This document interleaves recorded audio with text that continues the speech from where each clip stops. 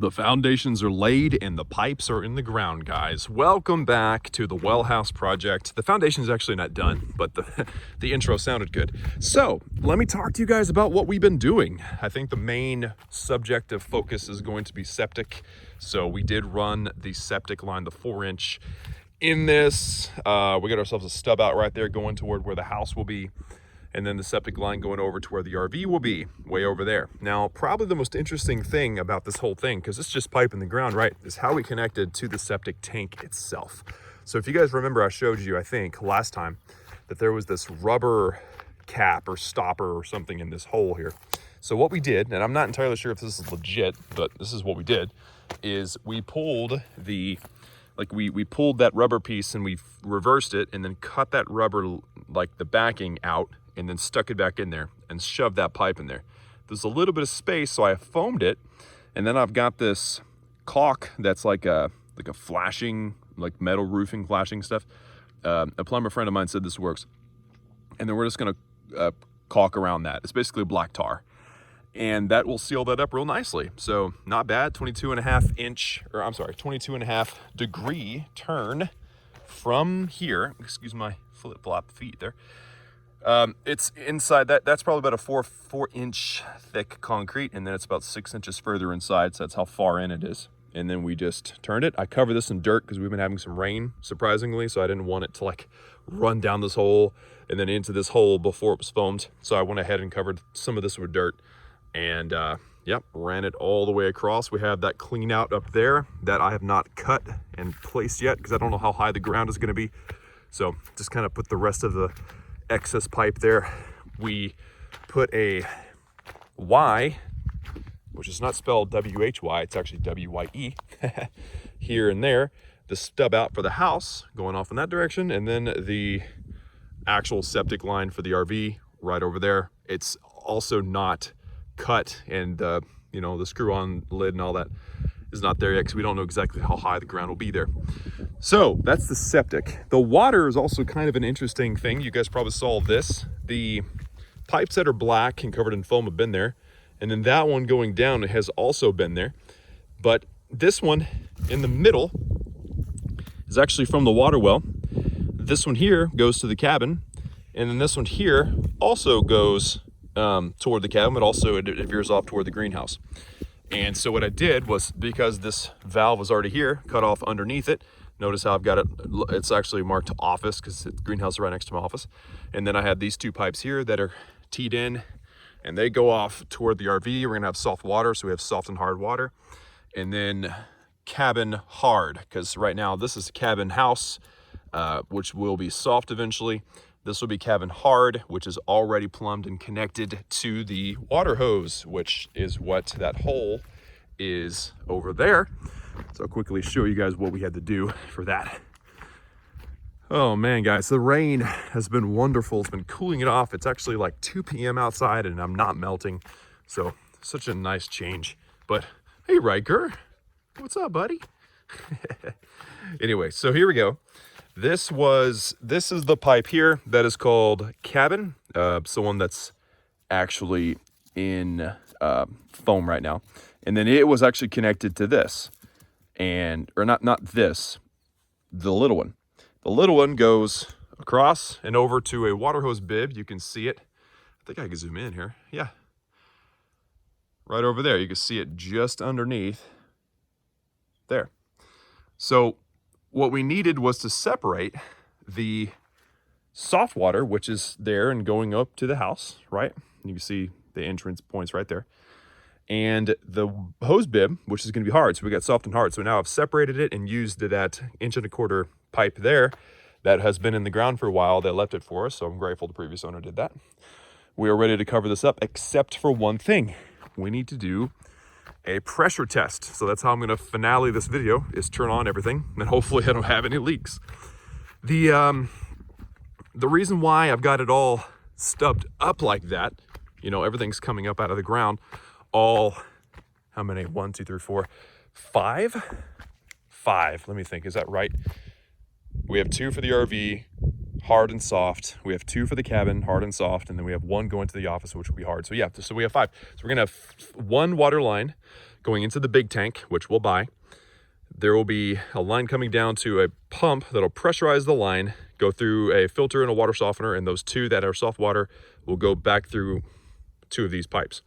And then the 3 hard ones will just come out of the pressure pump and go straight back out. So I need all these to be separate, not just because I like to have control of everything, but also to be able to put valves and be able to shut things off independently from one another. So that's why all that's like this. Eventually we will cut these, elbow them, and run them into the house side by side.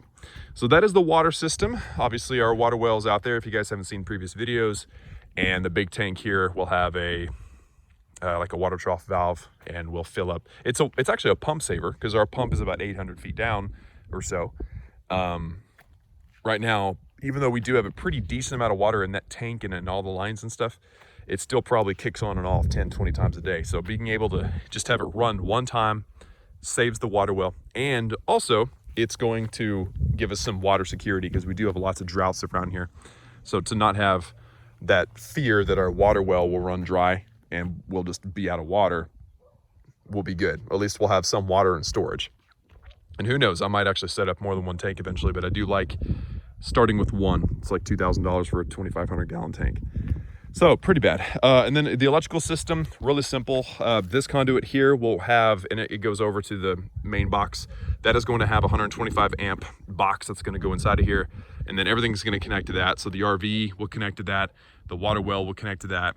My office will connect to that, and whatever else I've got extra circuits. I'm going to run 2 circuits over to the RV, one for the RV and just one extra outlet in case the RV has electrical problems.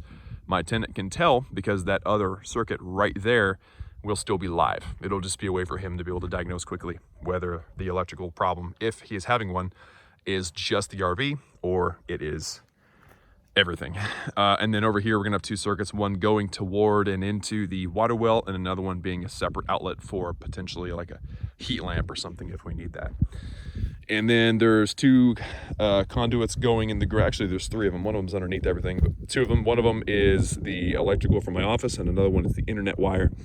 So the internet wire, the actual internet wire comes from that box above there. It'll be inside this well house. Everything will split off from there. That means that we actually are going to have 3 circuits going over to the well house if you want to, or I'm sorry, over to the RV if you want to consider internet a circuit. It isn't, but 3 wires are going to go to the RV.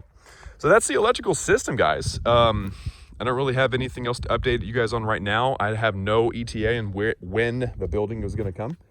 It was going to come today, but we were delayed.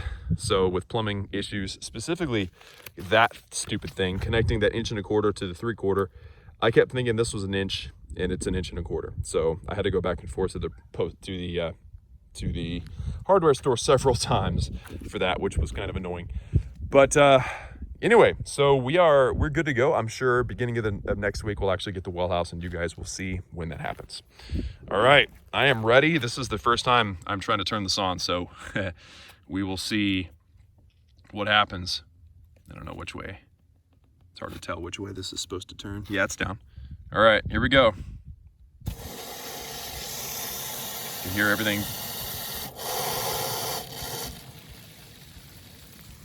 You can hear the water running through everything.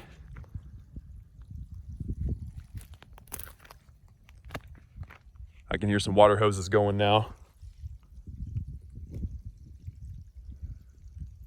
Yep. All right, so I've got a water hose way over there. You can see it's turning on, and one down there by the cabin. So I'm gonna go turn them off. I've actually got 2 water hoses running, so this might be a shaky, chaotic part of the video, but I'll talk. We're watering some of the trees, it's fine.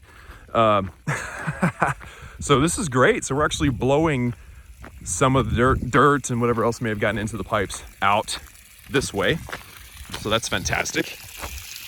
Close this up. Sorry, the camera wasn't facing the right direction. I think this one over here is turned on too, so I'm gonna go check that out. Oh man, this is fantastic. So once we get all these closed up, everything should pressurize up pretty good. There's still air in the lines for the RV, but hopefully some of it's feeding back over in this direction through the T's and coming out the water hoses and whatnot. There you go. So we got some water coming out of that water hose. So we're gonna turn that off. Got a bunch of crap in here.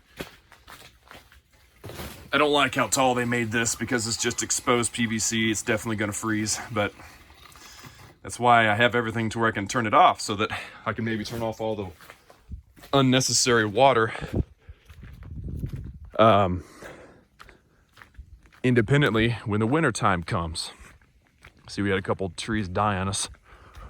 It was a rough summer, guys. Probably the hottest, driest one that I've seen, at least while we've been here, which we've been here for what, 2 summers now? Something like that. So, not terrible. We'll be all right. Anyway, this is the moment of truth. As soon as I kill this, there's nowhere for the pressure to go.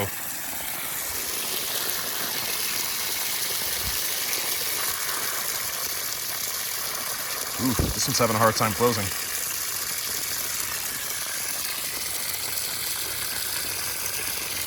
Feels like there's something in there. There we go. Wow. I think this valve may be busted.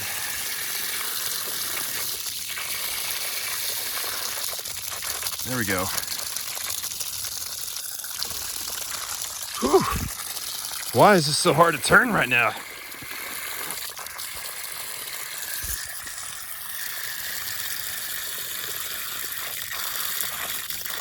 Yep, this valve definitely busted. Nope. Okay. Gosh. So I think we had a rock or something in there, and whenever I tighten it up and then loosen it up and move through, that is one of the risks of connecting buried lines to a system like this. I knew we were going to run into a problem like that. Sorry about the delay there, guys.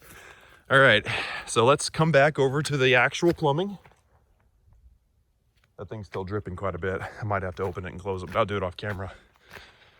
So I'm not hearing anything. Let's see, how we doing? I see no leaks, I hear no leaks. This is great. The only thing I'm hearing right now is the water well, because it's an aerated system, so it's kind of always running. I don't like aerobic septic tanks, but it's all we can do here. All right, everything is good. I'm not seeing any leaks. I'm not hearing any leaks. I think I might hear something going on.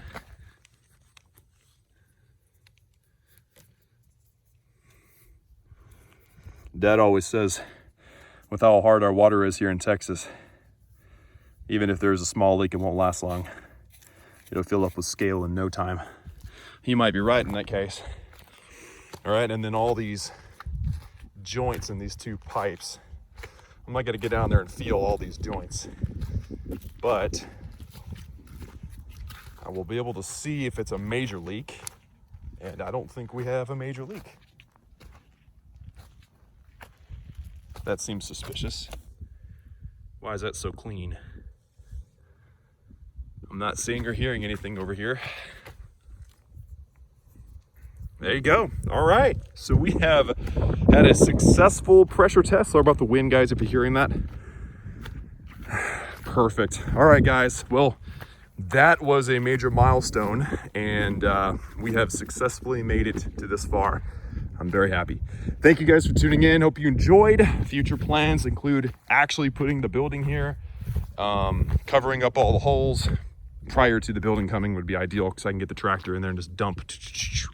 So much easier that way. And then once the building is here, lots of stuff. This building is going to be quite important here on the property. Thanks, guys, for tuning in. Hope you enjoyed. If you have any questions or thoughts, post them down below.